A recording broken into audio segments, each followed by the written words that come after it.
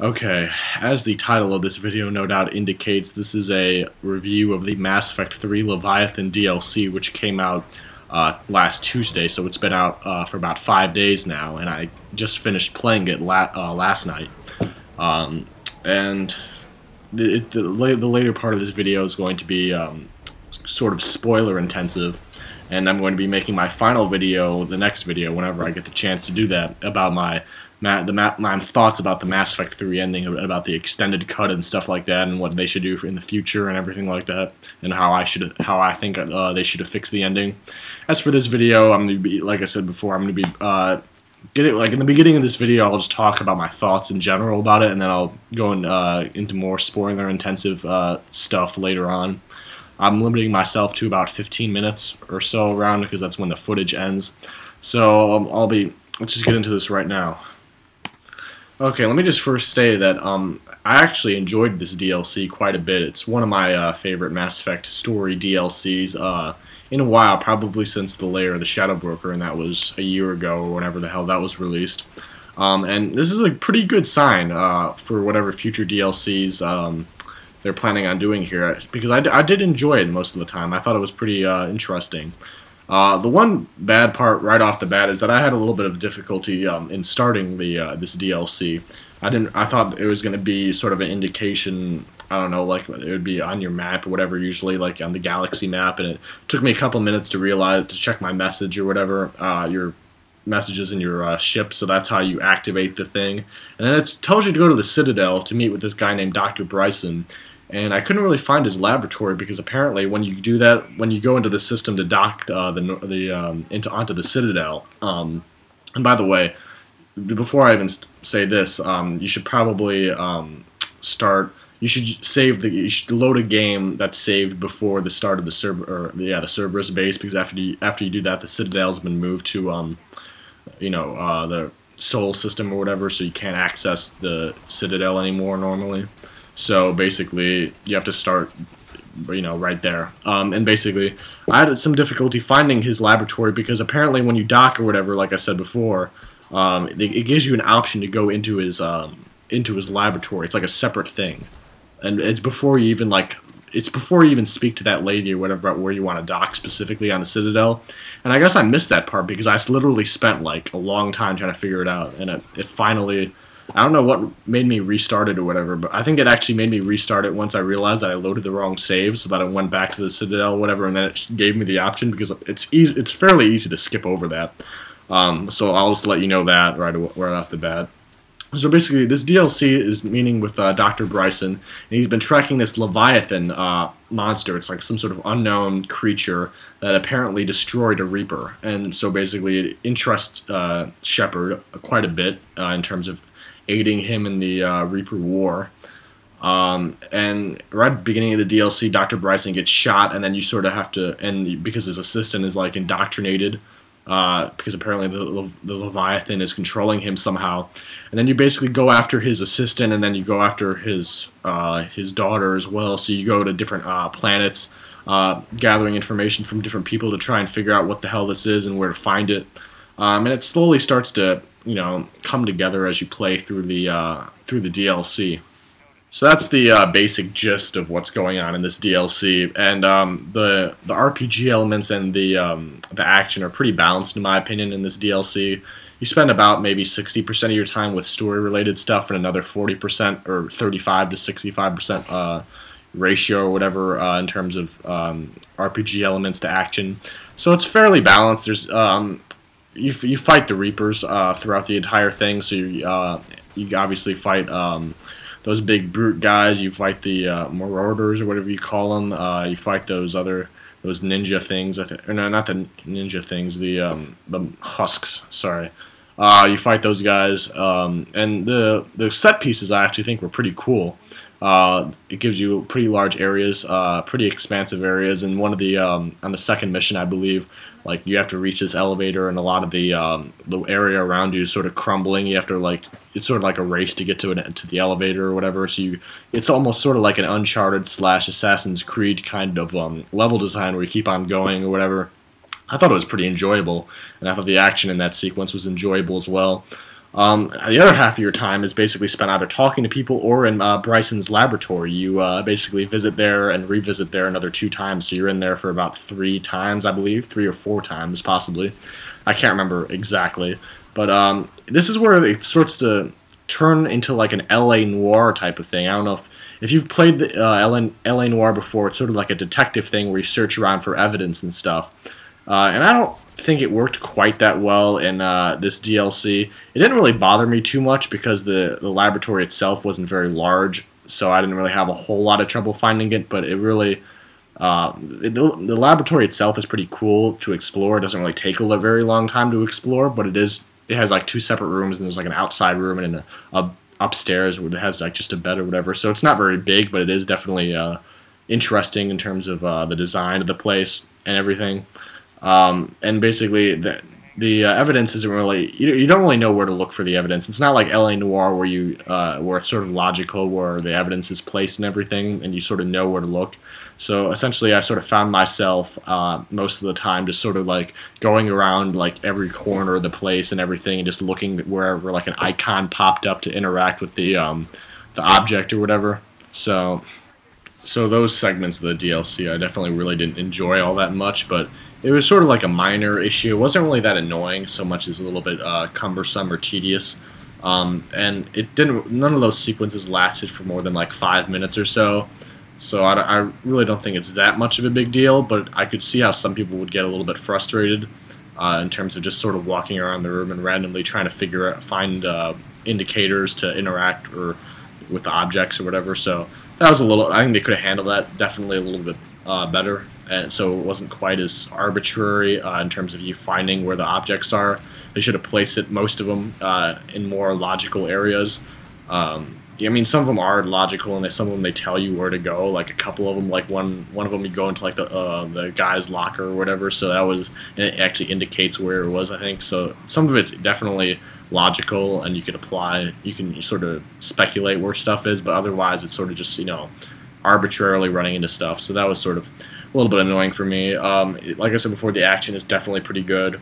It builds up suspense throughout, and I was like definitely very engaged throughout most of it. Like I said before, the combat is definitely very good. Like I think the game, like actual combat of this game is good. So they gave you pretty cool set pieces to fight through and play through. So I think the overall level design for each mission is definitely very good. Except for like the last mission, I suppose was a little bit weird. It was a little bit funky for my taste. I didn't really. That's the only really major negative thing I have to say pertains towards the ending of this thing, where they reveal the Leviathan and everything. The ending, the climax, whatever you call it, whatever you want to say. And this is where I'm gonna start to. This is where I'm gonna cut it off. So if you're not, this is where I'm gonna be spoiler intensive or whatever.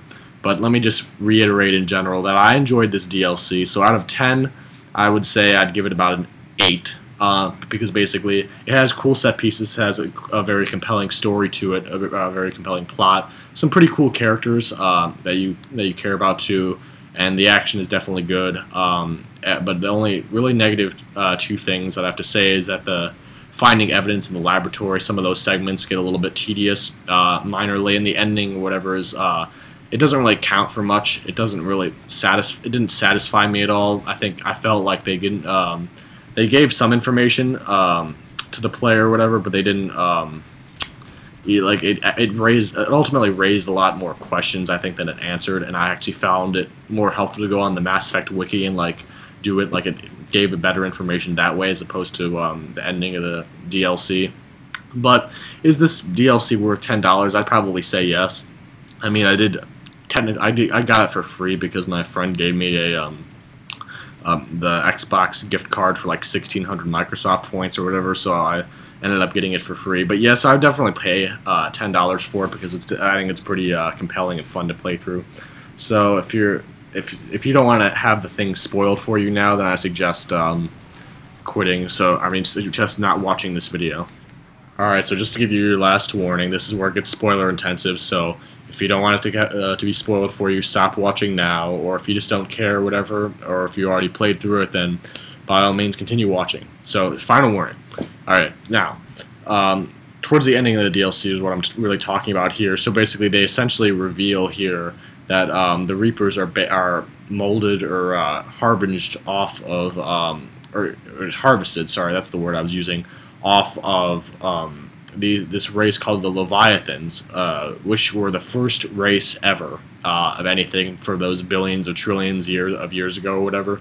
And they basically said they're aquatic creatures, so they essentially thrive by living underwater. But apparently, I suppose they could live on shore too, and they could live in places without water. I believe, because it's speculated that, according to the Mass Effect wiki at least, they travel to other planets and stuff, which would require them obviously to move out of the water to travel elsewhere. And they essentially look like Reapers, except in just pure like organic form. And there's actually not really just one Leviathan. There's at least 3 of them, if not more, based on where Shepard goes underneath the water or whatever. First of all, I didn't really actually enjoy the part where you like control that stupid thing, the stupid mech, the underwater mech thing. I felt some parts or whatever where you're trying moving around felt a little slow and sluggish to me. I mean, I get it, that's underwater and there's a lot of pressure, but I felt they could have handled it a little bit better, so it'd be a little bit more smooth, or a little bit smoother, I should say. And basically, I got tripped up a little bit. So I mean, it wasn't actually, you don't actually spend very much time in the actual mech. So that's very good. So it seems like all my problems, to be honest with you, are pretty minor, but they're in this DLC. But they definitely could have handled that part better. But anyway, back to the thing. So basically, they say that they're the first race or whatever, and essentially they viewed themselves above the other lesser species that they discovered in their cycle or whatever in their existence. And they go there, and then the other cycles, or I mean, sorry, the lesser species in their view, they started creating synthetics, and they like rebelled against them. And then so the Leviathans, they considered those people a threat somehow, and they created this AI, which is later revealed to be the Catalyst, obviously, at the end of this game, at the ending of Mass Effect 3, and they essentially tried to have it so it would just be another tool for them to like to win the battle against these other species, or these other lesser species.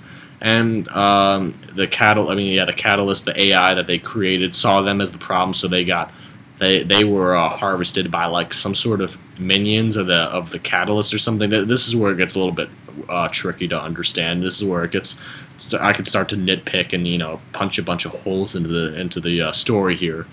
And that's why this is where it gets a little bit unsatisfying for me in terms of the ending of this thing. So while the ending of this DLC does provide some rather interesting backstory, if you read the Mass Effect wiki, which I said before, I believe that it explains it a lot better and clearer than it does in the actual game. It does provide some pretty interesting backstory about the Reapers, although I never really felt that was actually necessary for the game, because I always felt that the Reapers were completely alien and sort of unknowable. And I feel that minimal explanation for them in terms of their backstory and everything would be better than sort of backstory that doesn't make a whole lot of sense, and that you could, that doesn't seem very logical at all. Yep, oops, I passed the clip limit here, and I'm almost at 15 minutes here, so I'll try and speed this up very quickly. I apologize if this goes over slightly 15 minutes, which I didn't really intend for it to do, but whatever. Basically, it doesn't really make a whole lot of sense that the Catalyst somehow summons an army of something, of some unknown things, or some unknown entities to go and harvest the Leviathans or whatever. It doesn't make a ton of sense, and neither does like the lesser species. How would they consider them a threat if they're like so lesser or something? Are they? Like, how could they consider that a threat? I mean, the Leviathans themselves are gigantic, so I mean, I just don't see how they they could perceive them as a threat enough to like create an AI to try and stop them when they couldn't really do that themselves. It doesn't explain anything unless their lesser species are actually like the same size and are capable of taking them down, which I'm just have to conjecture that they were able to be perceived as a threat by them. It just sort of leaves a lot up to interpretation and doesn't really fill in a whole lot of gaps. there in terms of that, and it does sort of explain the existence of the catalyst a little bit better. Although I still feel, I mean, the catalyst is still contrived in this story and doesn't really fit in with the rest of the story at all, and it doesn't arise from the story naturally at all. I don't think, and it's the whole point of the catalyst. If anything, the story sort of contradicts what the catalyst is saying in terms of the conflict between synthetics and organics, because the conflict actually originated from organics versus organics, and the synthetics were just sort of created later. So it wasn't really organics versus synthetics, more as organics versus organics, or in other words, racism, or acting superior towards another race or another species or whatever. So that's that point. That whole story or whatever, the whole explanation sort of essentially contradicts what the catalyst tells you in the ending of the game. Now, based on the articles and stuff before this DLC was released, apparently they altered something at the end of the game that changes something at the end of the game. Maybe the dialogue with the catalyst. I don't know, because I haven't. To me, I'm not even gonna bother replaying the ending, because I've already come up with my own ending to the game in my own head, and I don't want to be reminded of just how bad it is. I don't want to reopen and re-injure old wounds, if you know what I mean. So I don't want to just whatever the change is, if there is any, it's probably very minimal and won't really add anything of significant value to the ending. Like, anything like very marginal, which obviously it would be, considering the space and everything, considering how they have like the whole 2 gig whatever limit on their on the DLC size, and they obviously spent most of it towards the core of the actual DLC. I wouldn't say that there's anything marginal changed about the ending. If anything, if they actually followed through on their promise this time compared to the endings, which I'll talk about in my next video. So if they actually followed through on it, it would. This is just my prediction. It's just whatever. If they change anything, whatever the change is, would probably be marginal and not really anything of value, and not worth replaying the entire fucking sequence again, from the Cerberus base or from the Earth thing, or whatever your last save is. I don't have any saves from the Earth thing, so I'd have to redo the whole Cerberus thing and the whole Earth mission or whatever. So I'd have to fucking play another like 3 hours or 2 hours of the game again, and to witness like maybe a couple minutes at best of marginal differences. To me, it's just not worth it. But yeah. So while they did explain a bunch of stuff, a lot of the stuff you just have to conjecture, and just sort of like some of it doesn't make a whole lot of sense if you think about it too much. And I felt like the whole explanation behind the Reapers has been unnecessary, because it's the story, it's the Mass Effect story itself. The whole story of the series has never really been about them specifically. It's been about Shepard and his crew, because his crewmates or his squad mates or whatever, his friends. Shepard and his friends, because that's who we see the story through. Basically, essentially the entire time is through them, and it focuses entirely on them, or almost entirely on them. So that's what the story is about. And I felt the Reapers, they're not. It's not really about them. I mean, yeah, they're the antagonists, but it's never been necessary to, to basically give a whole backstory about them. Because like I said before, I feel it's better if you just sort of like allow the audience to like interpret things based on reason and logic, and based on your own creativity and imagination about their backstory, about their reasons or whatever, as opposed to providing backstory that seems a little bit nonsensical, a little bit questionable, a little bit convoluted. That it just provides unnecessary confusion for the audience. But overall, I enjoyed this DLC. I think it's definitely worth the $10, or the $10 that you would spend on it. I got it for free, so it's all the better for me. So yeah, that's basically all I have to really say about this Leviathan thing. It was a fun and enjoyable thing. The ending was a little bit of a letdown, like I just told you about. It ultimately brings up more questions than answers, so it ultimately leaves the viewer, the player, whatever, the audience, a little bit unsatisfied. But it was definitely the overall experience based on the gameplay itself and the combat and the whole, all the missions and everything, the whole experience, the entirety of the DLC is fun for me. So I would definitely recommend it. I don't know what they're planning next for their DLC, but it better be worthwhile. And I'm not gonna be buying. I'm not gonna be buying any of these stupid multiplayer DLCs because I don't really care all that much for the multiplayer in this game. It's fun, but whatever. It's not worth it to me. So yeah. I'm going to be in my next video anyway. I'm going to be talking about the Mass Effect 3 ending and what they're going to be, you know, my thoughts on the future of BioWare, whatever, in terms of their games, in terms of Mass Effect, everything, and what I think how I would end the game, or how I would fix it, not how I would end it, how I would fix whatever the current ending is, provided you play the extended cut, which I will also talk about. So the endings with the extended cut and then how I would fix that. And everything like that. So that's going to be my next video. So whenever that is, I'm going to be uploading this video tonight. And goodbye. I'm sorry this took a little bit longer than I expected, but whatever. So see you later.